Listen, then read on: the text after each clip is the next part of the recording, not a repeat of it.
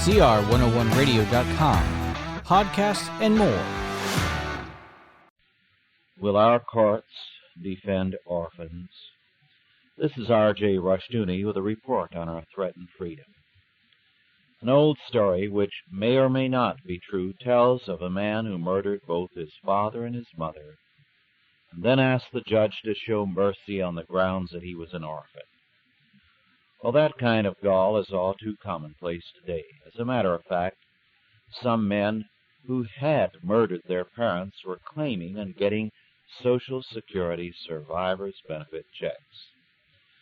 This kind of drain on Social Security was ended in January 1982, when newspaper publicity called attention to two glaring cases of such benefits. One such murderer collected $21,500 on parole. Another collected about $8,000 in survivors' benefits.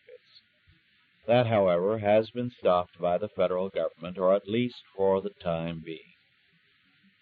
If some claimant goes to court demanding survivors' benefits from Social Security after murdering his or her parents, our courts have proven that they are silly enough to hear such arguments. Everyone has their day in court these days, sometimes at taxpayers' expense, except the taxpayer. He is too busy earning a living and paying his taxes to have the time or the money to go to court.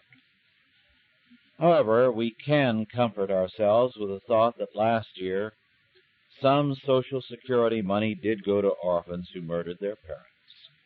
Our tax money went into publishing pamphlets being distributed by the Federal Consumer Information Center.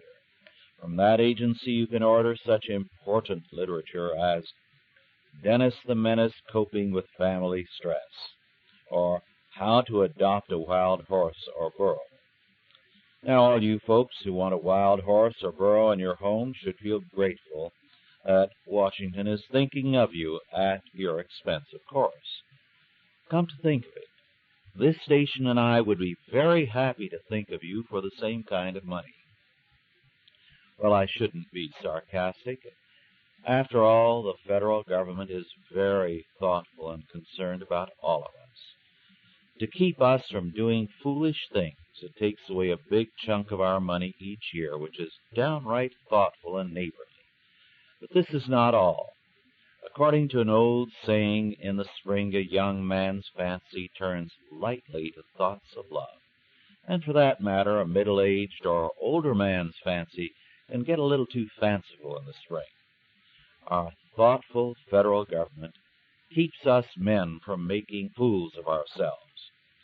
From December 31 to April 15, the Internal Revenue Service keeps us so busy trying first to figure out our taxes, and second, how to pay them and still eat, that spring has come and gone before we have had a chance for foolish thoughts or actions. Meanwhile, at any rate, HHAS Secretary Richard Schweiker has halted the previous policy of allowing people who murder their parents to collect survivors' benefits on parole. Hopefully, if the courts do not interfere, Schweiker's decision will stand. Let us hope that no agency or committee begins an investigation of Schweiker for showing too much sanity in government. After all, too many more decisions like Schweiker's, and people will expect sanity everywhere in the federal government, and the whole Potomac operation will go down the tubes.